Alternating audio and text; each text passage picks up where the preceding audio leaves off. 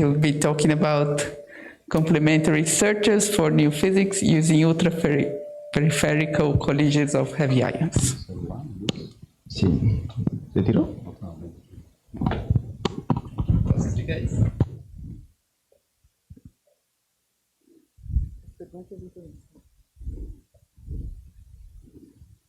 Okay, hello everyone. First of all, I would like to thank Professor Farinaudo and the Particle and Astroparticle Physics Group here in Natal for the organizing the event and for the opportunity to show this seminar. My name is Yohan Mauricio-Complementary. I am postdoctoral researcher at the Sapphire Institute and the Universidad Andrés Bello in Chile. And today, and the title of my presentation is Complementary Searches for New Physics Using Ultra-Peripheral Collisions of lead ions. In this seminar, I am going to present the main characteristics about the UPC collisions, the ultra-peripheral collisions of heavy ions, and how we can use this type of collisions in order to produce signals of new physics in the context of the ATLAS experiment. So for this seminar, I separated the seminar in 4 parts. In the first part, I am going to present the same characteristics about the UPC collisions, specifically the collisions of lead ions in the ATLAS experiment, and how we can use this type of collisions in order to produce a new charge vector boson that decay into heavy neutral leptons.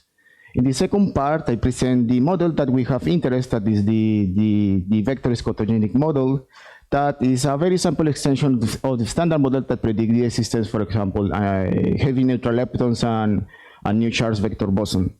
In this part, in the third part, I present the analysis and the results. We implement different algorithms in order to produce the best statistical significance related to the production of this new charge vector boson in the ATLAS detector using UPC collisions of lead ions, and we finish with conclusions.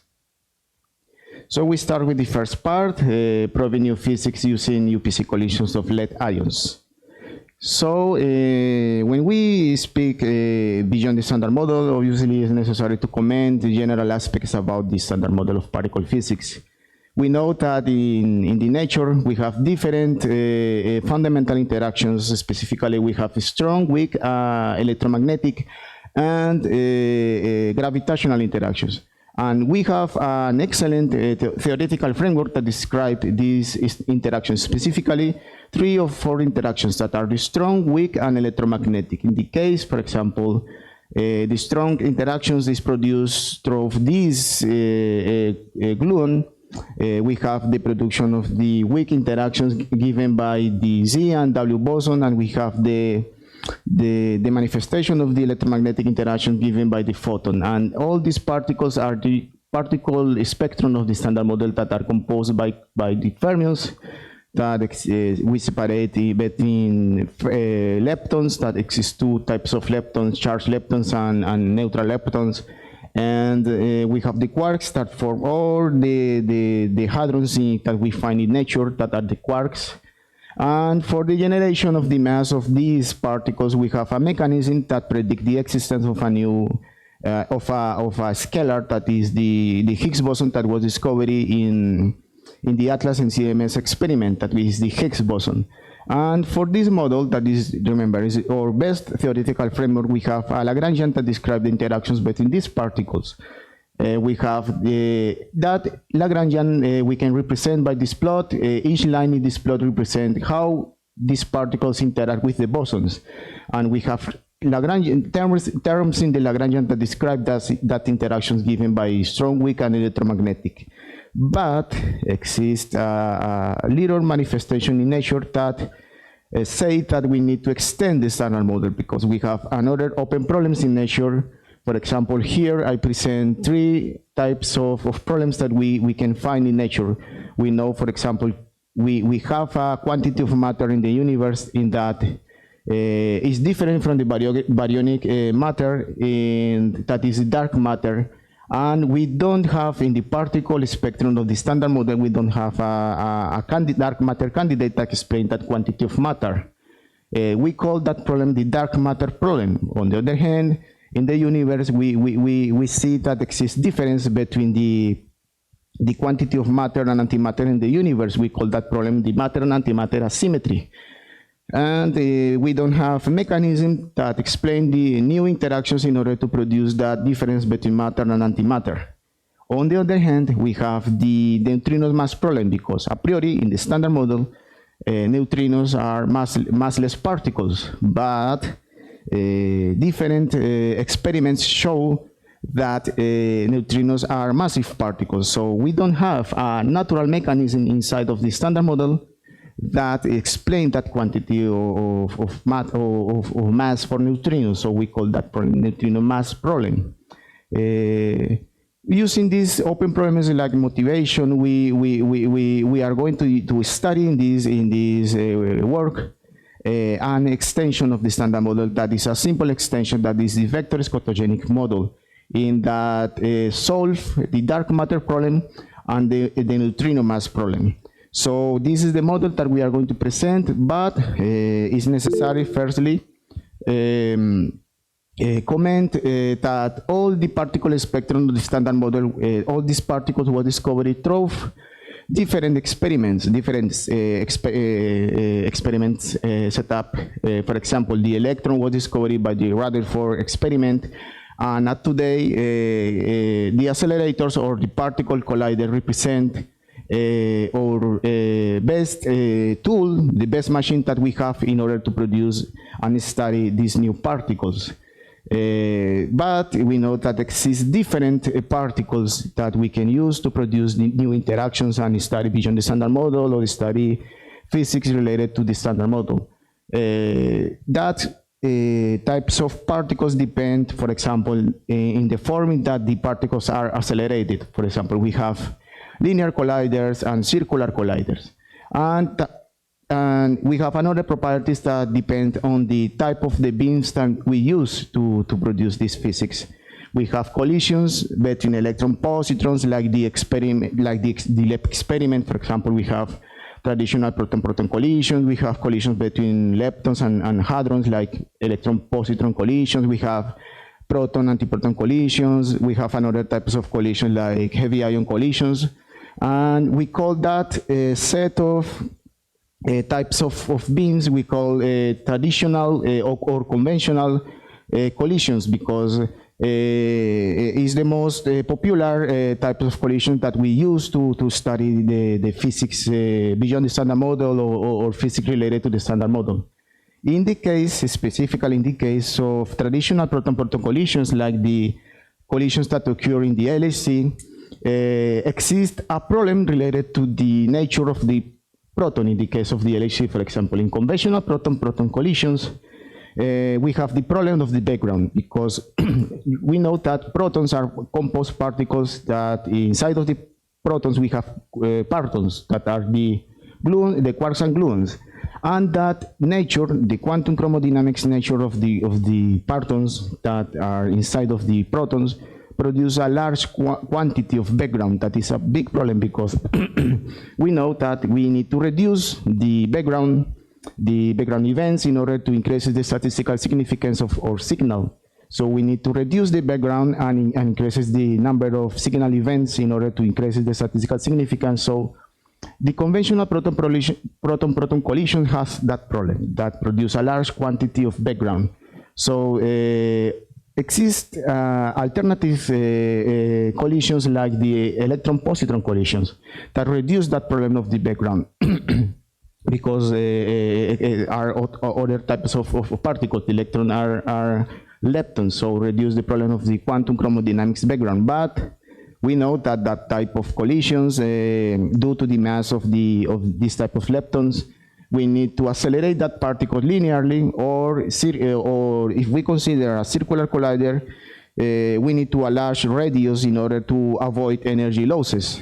So that we call all these type of collisions the traditional or conventional collisions in the context of search for new interactions or search for new particles. But exists another type of collisions that we can use in order to search for new physics, that are the ultra-peripheral collisions of heavy ions.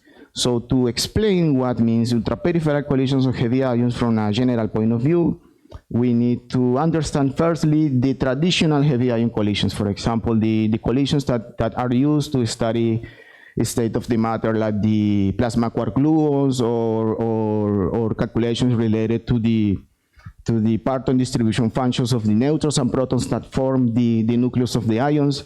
So in that type of traditional heavy ion collisions, we need to break the nucleus of the ions in each interactions in order to produce all the quantum chromodynamics nature of the parton for that topics, for study plasma quark gluons or determine probability distribution functions in these neutrons and protons. That are the traditional heavy ion collisions. But in this type of collisions, in the traditional heavy ion collisions, exist a certain quantity of events in that the nucleus are don't fragment. That type of collisions in that the nucleus are not fragment, we call that type of collisions ultra-peripheral collisions of heavy ions. So we can represent that interaction with this figure. In the initial state, obviously we have the ions. For example, the LHC use sometimes lead ions in order to study that topics like plasma quark gluons, etc. But in the context of the ultra-peripheral collisions of heavy ions, after the collisions, we have in the final state, again, the nucleus that was not fragment and the production of particles that we can use to study, for example, for research for new particles, new interactions, etc.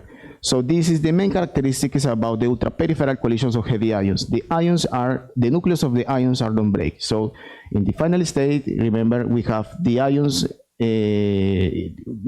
the initial state, but obviously with another form momentum, another energy, another transverse momentum. But the important thing here is that the nucleus are don't break. So we can use that type of collisions in order to reduce the quantum chromodynamic contamination of our signal. So this is one of the motivation for the use of this type of collisions, because we reduce the quantum chromodynamics contamination since the nucleus of the ions are don't break.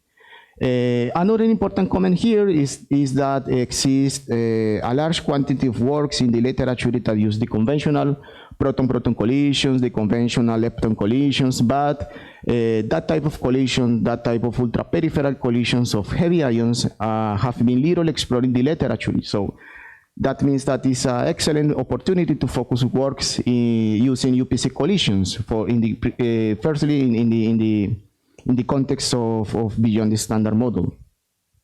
So I represent the interactions of the ions in the UPC collisions. Remember, the nucleus are not fragment, and the physics in this type of collisions appear here. We know that these particles are very, very massive and charged particles.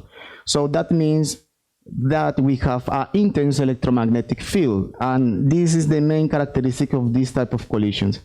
Since we have an intense electromagnetic field, the most important interactions in this type of collisions are not quantum chromodynamics interactions like the protons, are given by electromagnetic interactions. So from the quantum field theory point of view, we can draw these Feynman diagrams that represent the interactions of these in the context of UPC collisions. As I mentioned, we have here the entire nucleus of the ions in the initial state, in this case lead ions, like the collisions that occur in the LHC. And since we have an intense electromagnetic field in each ion, that produce, from the quantum field point of view, produce the interactions of the photons coming from this electromagnetic field. So the physics is here. Since we have the production of these photons coming from each ion, that interact in this representation, this box represents the different interactions that we can find coming from standard model and coming from beyond the standard model, and produce different final states that we can use in order to reconstruct new particles or new interactions. So this is the most general Feynman diagrams that we can find in the context of UPC collisions.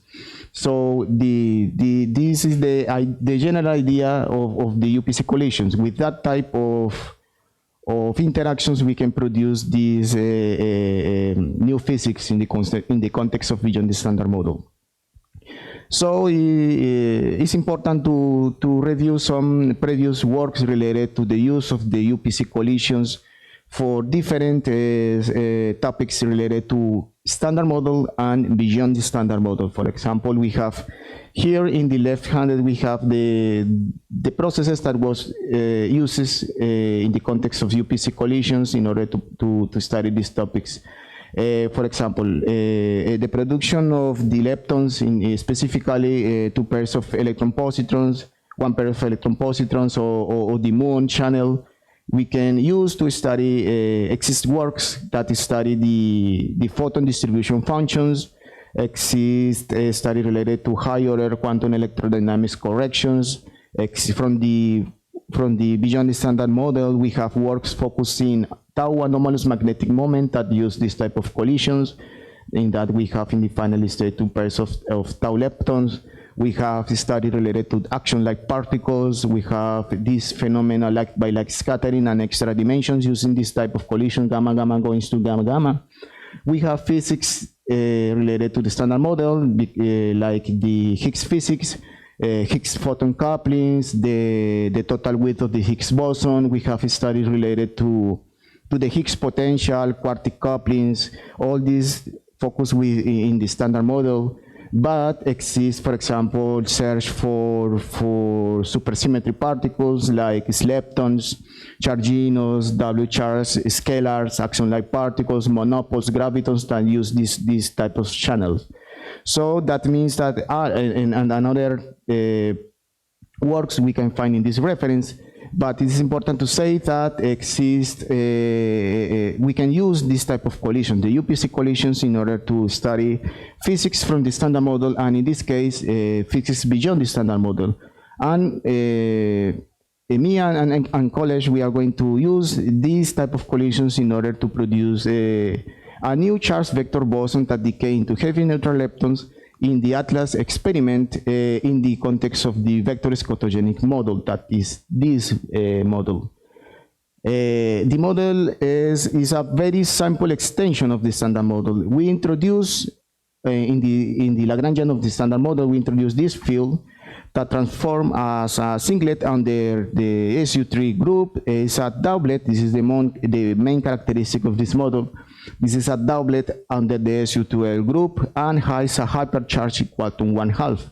So when we introduce that field in the Lagrangian, we can write this Lagrangian that respect all the symmetries of the standard model. So we can write this Lagrangian when we have terms related to the interactions of this new field V with the standard model gauge boson. Here appear the covariant derivative.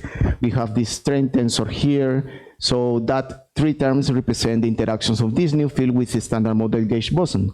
And we have another terms like the mass term for this new field. We have self interactions terms. We have the interactions of V with the Higgs. Phi here is the Higgs field from the standard model. So we call that model only with these Lagrangian terms. We call the SU2 vector model or the vector model.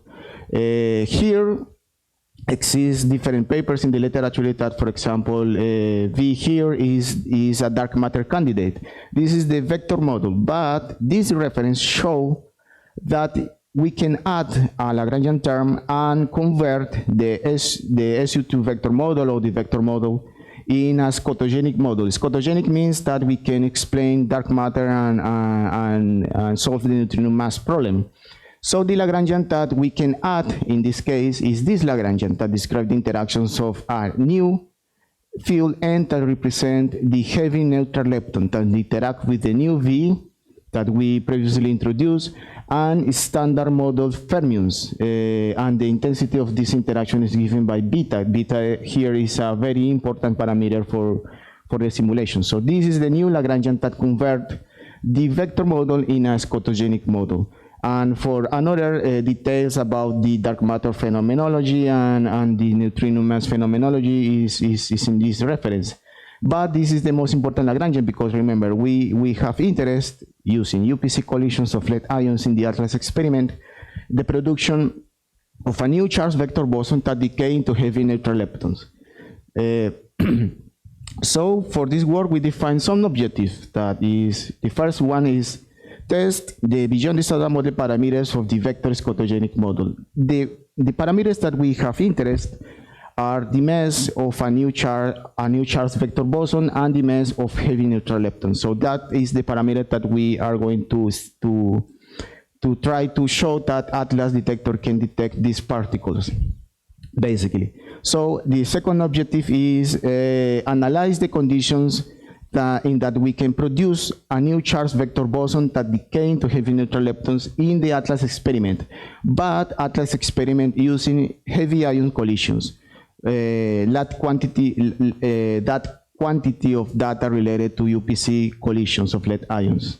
So for that, we are going to use ultra-peripheral collisions of lead ions in the round 2 of the ATLAS experiment. It's important to say here that ATLAS experiment up to date has data that coming from ultra-peripheral collisions of lead ions. When are produced the collisions in traditional heavy ions, ATLAS has data from UPC collisions. So the third part of my presentation, analysis and results. To obtain the conditions in that we can find new physics in the ATLAS experiment, I mean, increases the statistical significance of our signal, it's necessary to define a workflow. So we start with the Lagrangian of the vector scotogenic model that I previously presented. We implemented Lagrangian in this package that is the Feynman rules package, that is a package that works inside of mathematical Wolfram and works like the function of Feynman rules is the production of different outputs from different Monte Carlo event generators. In this case, I am going to use MATLAB for the production of the signal and background, and MATLAB use this type of outputs, universal Feynman rules output or UFO files.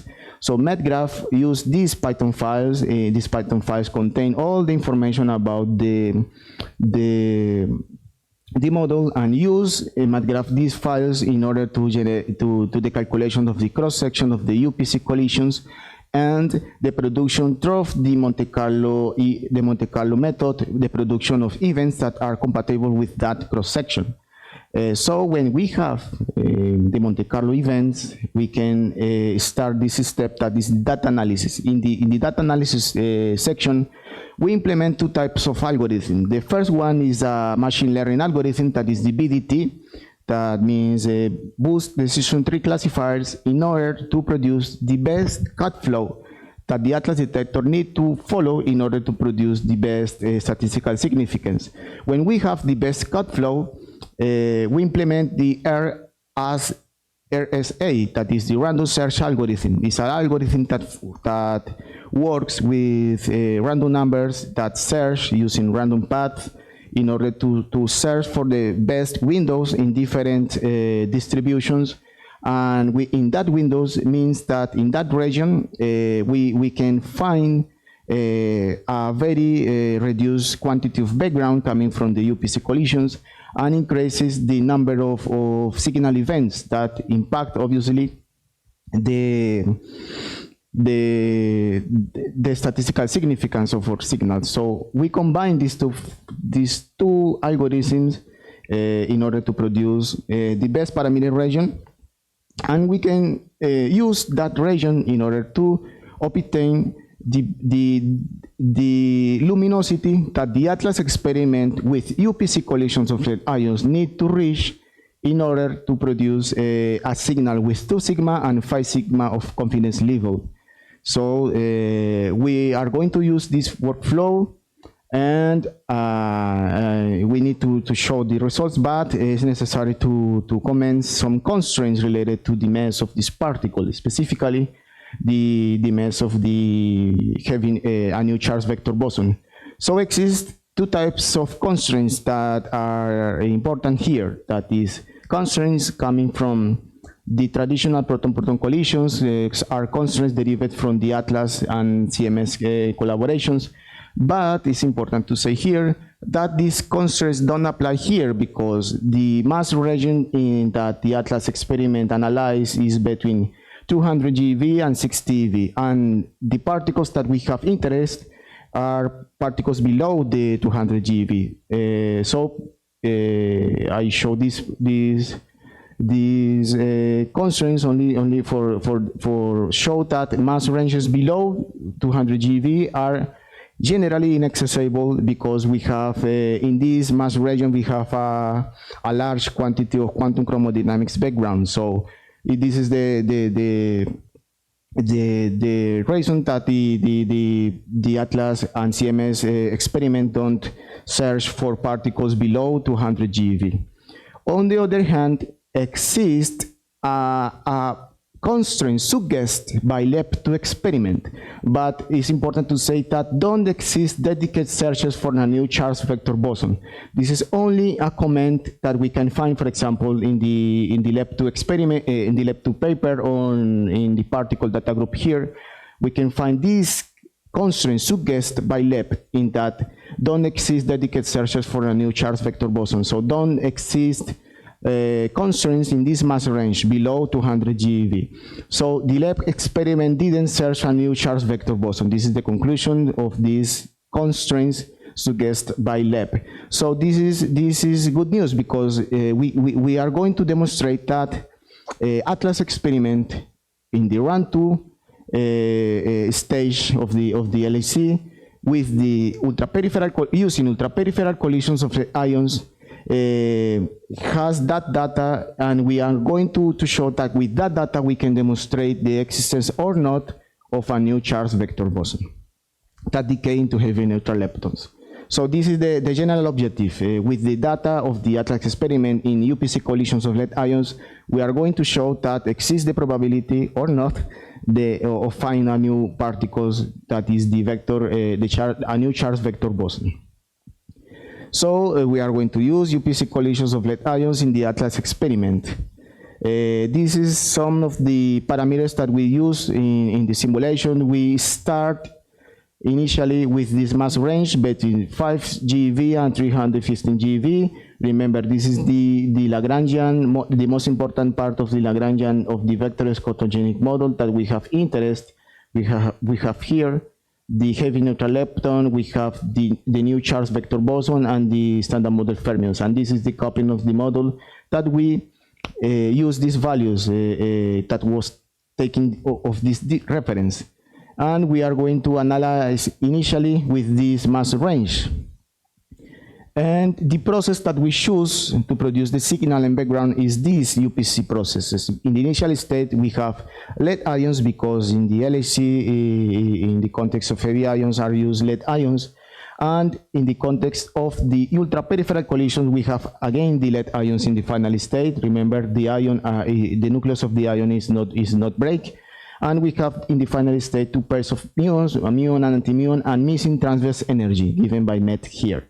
MET is missing transverse energy, represent the standard model neutrinos in the case of the background, and heavy neutral leptons in the case of the vector scotogenic model. So we choose that processes for the analysis. Exist different contributions of the standard model that and the signal, but the main contributions for this channel are given by vector boson fusion processes. So we have in the initial state the ions of the lead ions that emit the photons and produce two pairs of charged lepton. In this case, the new V, that is the new Charles vector boson that is predicted by the vector scotogenic model that decay into muons and heavy neutral lepton. But in the case of background, we have the interactions of these photons that are photons emitted by the heavy ions and produce the W boson of the standard model that decay into muons and standard model neutrinos. So this is the main contribution coming from vector boson fusion processes for the signal and background. And here we have another important parameters that are the energy, the nucleon center of mass energy that is around of 5 tera-electron volts. That means that each beam has around 2.66 TeV, and this is probably the most important parameter here. This is at today. This is important. This is the integrated luminosity at today that the ATLAS experiment has in the context of UPC collisions of lead ions. That is 3.48 inverse of nanobarns.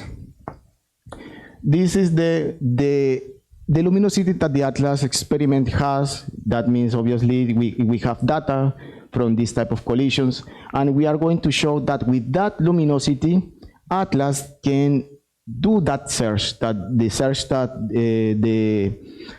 the LP experiment don't do. So we are going to show that with that luminosity, we can produce signals of new physics with 2 sigma and 5 sigma of confidence level.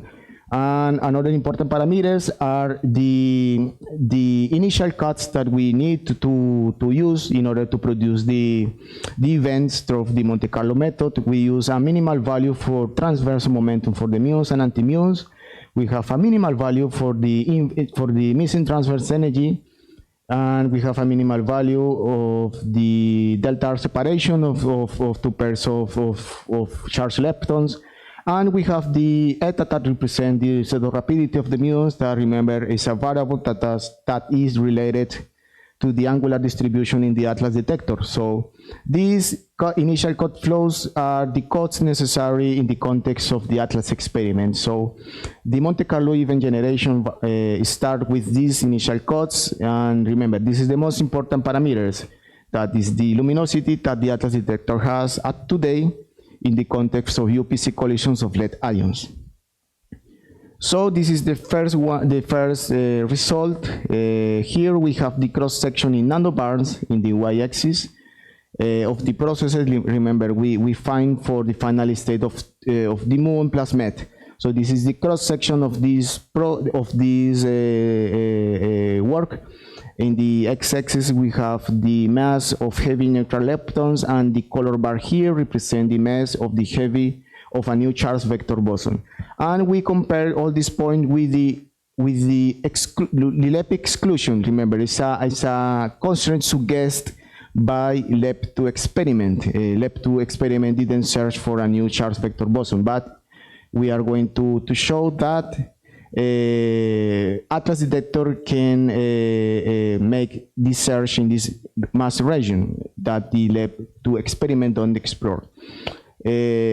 One important comment here is that exist points here that don't represent a physical signal event, because if we take this cross section and we multiply by this luminosity, assuming the efficiency of the muons to be conservative 0.8, we don't obtain at least one signal event. So exist events here that don't represent physics that the ATLAS detector can produce.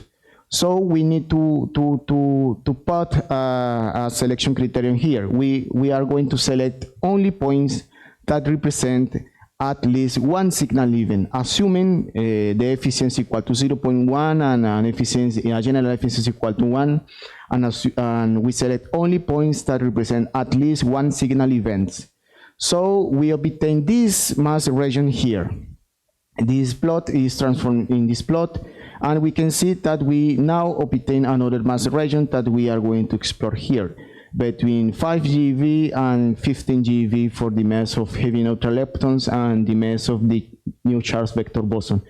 And that new select parameter space represent the mass range within the constraints suggested by the LEP2 experiment. So that is a good news, because we have a parameter space in that ATLAS detector with UPC collisions of lead ions can do that search, can search for a new charged vector boson in this mass range that the LEP2 experiment don't explore. So remember, this is the most important parameter here. This is the luminosity that the Atlas detector, that the Atlas experiment has in the context of UPC collisions of lead ions. So we are going to use that integrated luminosity. For the analysis, we need to choose different variables, kinematic variables and angular variables. And we choose these variables in order to train the machine learning algorithm and use to find the best window in each one of these variables in order to produce the best region in these variables that produce the best statistical significance through these two algorithms. Here appear the distributions, the Monte Carlo distributions for where we only show 3 examples, but it's important to say that in the mass range between 5 GeV and 15 GeV, we choose around 13 cases of mass combinations of these particles. But only for show in this plot, we only choose 3 examples, only for represent here. And we can see that we have here the coplanarity that is defined by this equation. We have the delta R separation, that is separation in the plane, in this plane, in the phi, that is the azimuthal angle, and the eta, that is the rapidity variable. So we can see that exists differences from the background in the cases when we consider lower masses around of 20 GeV. But for higher masses, we don't see difference from the background. This is important because that distributions impact the results of the algorithms. We have here the angular separation, that is the cosine of the angular separation between 2 pairs of muons. And we can see again the same thing that appear. We have difference from the background for lower masses, but exists another important result that coming from the kinematic distributions. In the kinematic distribution, in all cases, we can see difference from the background. In this case, in this special case of this example, we can difference from the background in these regions of the transverse momentum of the muons and transverse momentum of antimuons.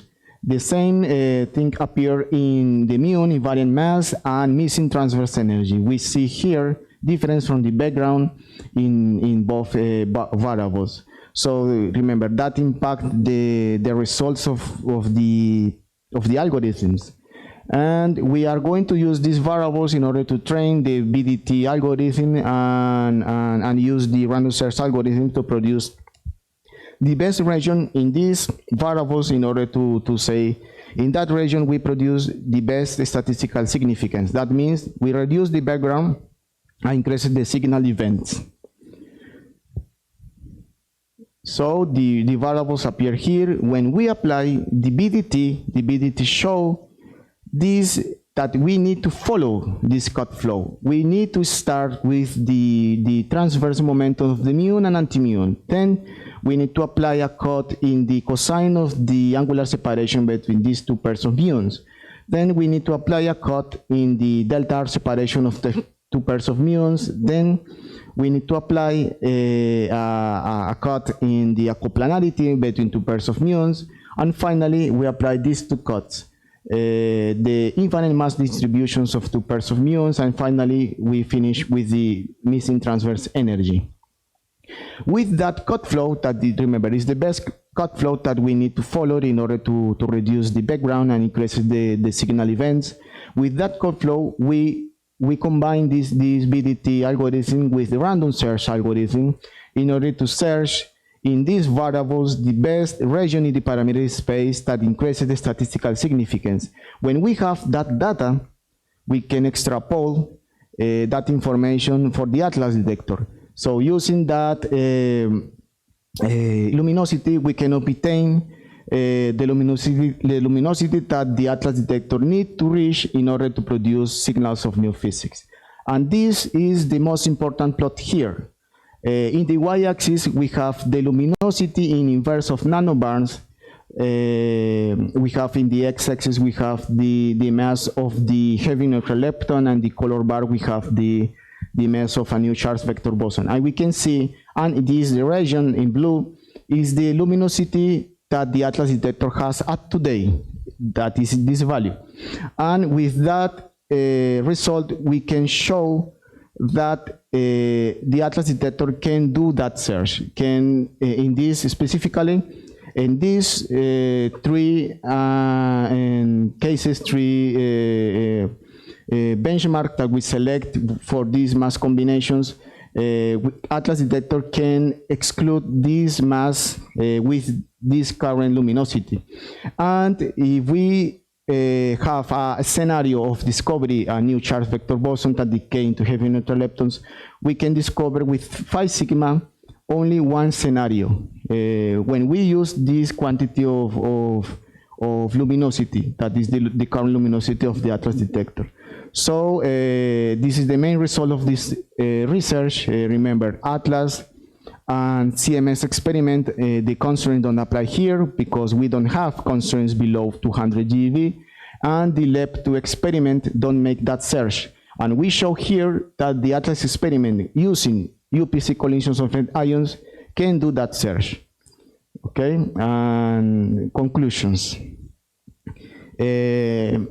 Using ultra-peripheral collisions is an excellent alternative in the context of beyond the standard model. We can use UPC collisions in order to find new interactions or find new particles, because remember, the nucleus of the ions are don't break, so we don't have quantum chromodynamic contamination in our signal. This is very good.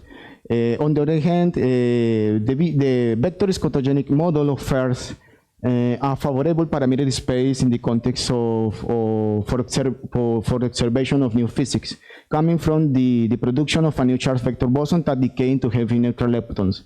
And this is the final conclusion. With the current UPC data that we have in the Atlas experiment using UPC collisions of lead ions, Atlas experiment will be sufficient to prove or not the existence of this new charge vector boson that decay into heavy neutral lepton. And thank you.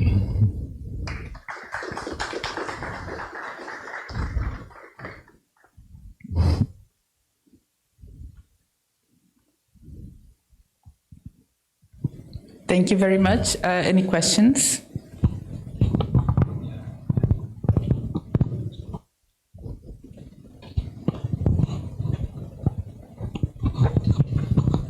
Okay, so first, did you take into account well, this mic is not working properly, but anyway.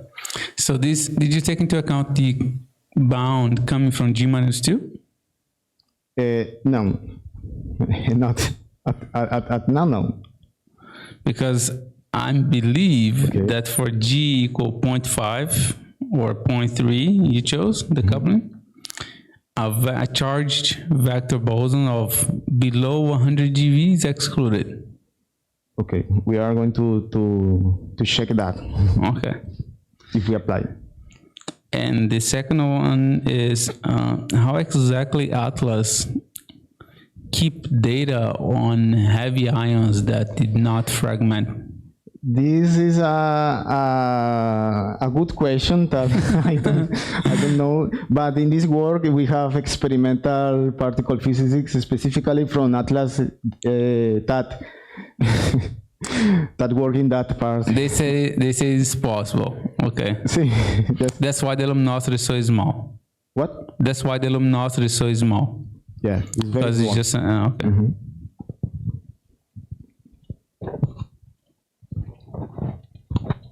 Hi, thank you for the presentation. Could you explain a little bit about this BDT algorithm that you used? How is it work? Yeah, how it works. You start with the data. When you use a machine learning algorithm, you need to generate different features. So the features here are the input for training the model, the machine learning algorithm. So you need, in this case, in the context of collider physics, you can use different variables like the kinematic and angular variables that are your features that you use to train the algorithm. So the algorithm understand how is the distribution of this data. So the algorithm learn that distribution is coming from a signal. This is a background, and that algorithm understand that the difference between signal and background. When you have that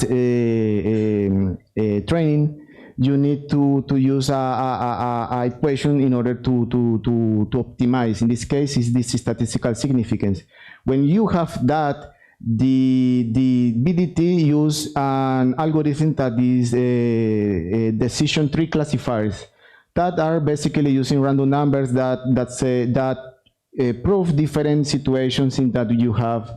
That is a fake a signal event. This is a real signal event. This is a fake background event and a real background event.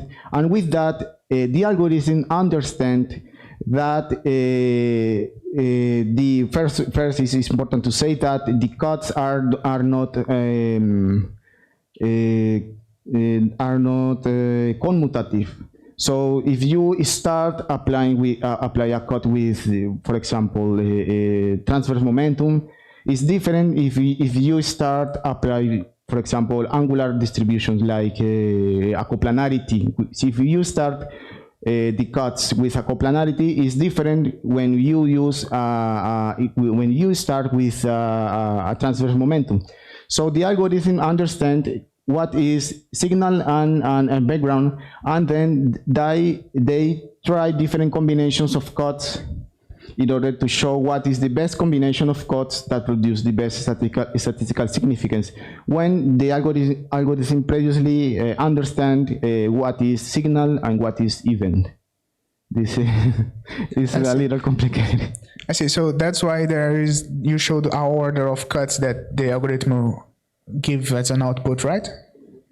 You give a order of cuts that you did in the search. So this is an output of the algorithm, right? Yeah. The best order exactly. that you're gonna. Okay. Okay. Thank you.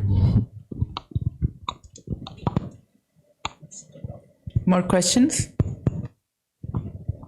Let me check if there's any question online. No, not really. Okay, let's thank the speaker again. Okay.